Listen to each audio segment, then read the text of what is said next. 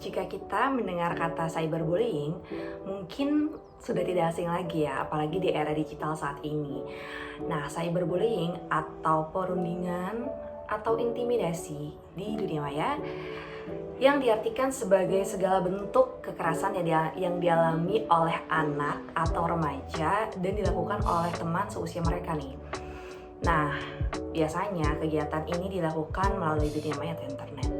Nah, sama aja jenisnya kayak bullying lainnya, cyberbullying juga dilakukan untuk mengintimidasi, melecehkan, menakut-nakuti, atau yang paling parahnya adalah memperlakukan korbannya untuk memalukan dan yang bikin malu korbannya gitu.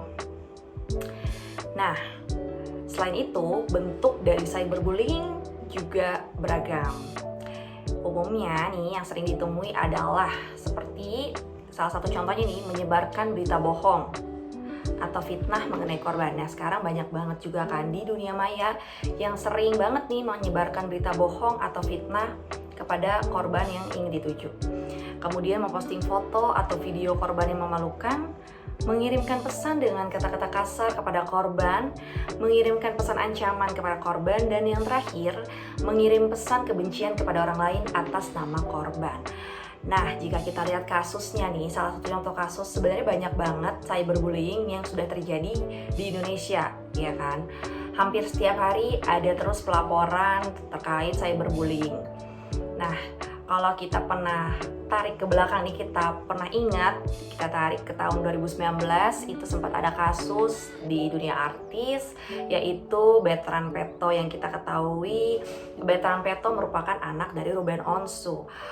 Sekelas artis pun tetap terkena cyberbullying. Nah, Bertrand Peto ini terkena cyberbullying karena ada yang mengedit fotonya, mengganti muka di fotonya tersebut menjadi muka hewan, sehingga membuat sang ayah nih, Ruben Onsu, marah dan melaporkan kasus tersebut ke kepolisian.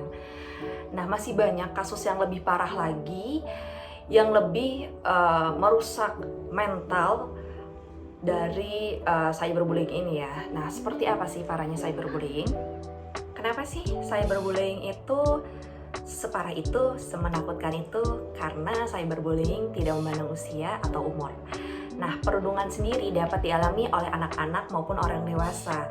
Berdasarkan data Komisi Perlindungan Anak Indonesia atau KPAI, dalam kurun waktu 2015 hingga 2020 terdapat 2.370 laporan pengaduan anak terkait pornografi dan kejahatan cyber, baik dari sisi korban dan pelaku kejahatan seksual online, pornografi media sosial, hingga bullying di media sosial.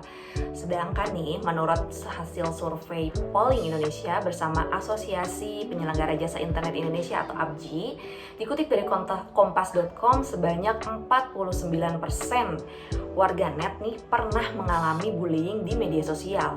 Hal ini berdasarkan survei terhadap 5.900 responden yang dilakukan pada 9 Maret hingga 14 April 2019. Cyberbullying ini memang merugikan sekali ya teman-teman.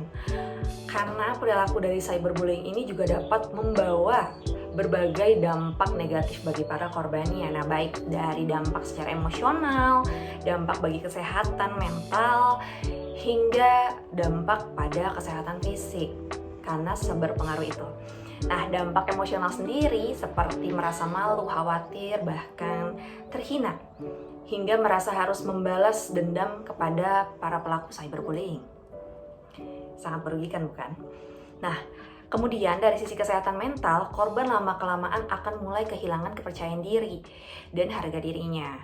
Hal tersebut kemudian dapat meningkatkan resiko terjadinya stres berkepanjangan. Inilah kenapa berdampak secara kesehatan mental. Nah, tidak hanya stres berkepanjangan aja nih, yang lebih parahnya lagi ada gangguan kecemasan hingga depresi. Nah, pada beberapa kasus, cyberbullying bahkan dapat menyebabkan korbannya melakukan self-harm atau perilaku menyakiti diri sendiri dan percobaan bunuh diri. Nah, jika tadi udah ada dampak secara emosional, kemudian dampak secara kesehatan mental, kemudian dari sisi kesehatan fisik sendiri, dampak cyberbullying ini kepada para korban, yaitu korban akan mengalami gangguan kesehatan fisik. Seperti apa sih? Seperti gangguan pencernaan, gangguan makan, hingga gangguan tidur. Nah, tak jarang nih, korban cyberbullying tidak menyadari bahwa dirinya sedang mengalami hal tersebut. Nah, kalau kamu atau ada orang di sekitar kamu yang memang mengalami cyberbullying, ada beberapa cara yang bisa kamu lakukan untuk mengatasinya. Kita lihat yuk tips menghindari atau mengatasi cyberbullying.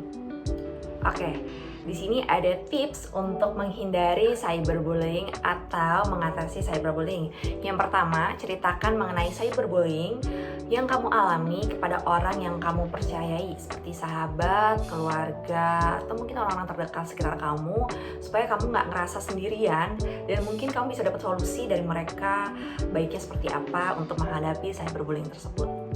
Nah, yang kedua, yaitu blokir pelaku cyberbullying jika memungkinkan. Kenapa sih harus diblokir? Karena ini untuk menjaga, balik lagi ke tadi, kesehatan mental dan kesehatan fisik kamu, dan juga kesehatan emosional kamu, sehingga lebih baik diblokir si pelaku cyberbullying yang ini.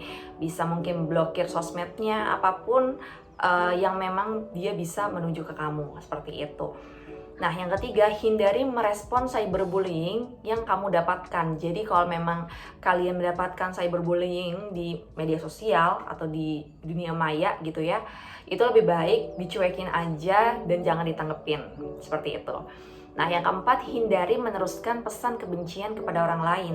Jadi kalau kamu udah tahu itu merupakan sebuah pesan yang berisi ujaran kebencian, alangkah lebih baiknya di stop di kamu aja dan gak usah untuk di-share ke mana-mana seperti WA group atau ke sosmed kamu mungkin, kita gak perlu. Selanjutnya ada lakukan detox digital selama beberapa waktu. Nah, cara ini lumayan banyak dipakai oleh orang-orang jika merasa udah jenuh, penat, dan mungkin jadi pelaku dari korban cyberbullying. Kalau istilah anak sekarangnya sih healing kali ya. Nah, kemudian cari kegiatan yang kamu sukai untuk mengalihkan perhatian dari cyberbullying yang kamu alami. Nah, kamu bisa menjalankan hobi kamu atau mungkin pergi jalan-jalan dan liburan. Apapun yang memang kamu sukain, kamu lakuin supaya bisa mengalihkan pikiran kamu dari hal cyberbullying. Kemudian, kamu harus mengganti kata sandi media sosial secara berkala guna menghindari peretasan akun. Nah, biasanya nih kita kalau udah pakai password satu untuk semua sosmed. Nah, mulai dari sekarang kayak lebih baik kalau kalian bisa memakai beberapa password di berbagai media sosial kalian. Nah, usahakan passwordnya sendiri itu memiliki keunikan sehingga meminimalisir peretasan akun oleh pihak-pihak yang tidak bertanggung jawab. Selanjutnya nih, biasakan untuk berpikir 2 kali sebelum memposting informasi pribadi seperti data diri, foto, atau video. Nah, banyak juga nih kasus yang kita lihat seperti artis waktu itu kita pernah dengar ada Zara ex JKT48 yang men-share foto bersama seorang pria di kamar hotel. Walaupun di-share-nya itu melalui Instagram dengan mode close friend, tapi tetap aja video tersebut ramai ke publik seperti itu. Jadi untuk mencegah seperti kasus tersebut, lebih baik kita berpikir 2 kali ketika ingin memposting sesuatu ke media sosial. Nah, yang terakhir, simpan bukti cyberbullying yang kamu dapatkan untuk dilaporkan kepada pihak yang berwajib jika diperlukan.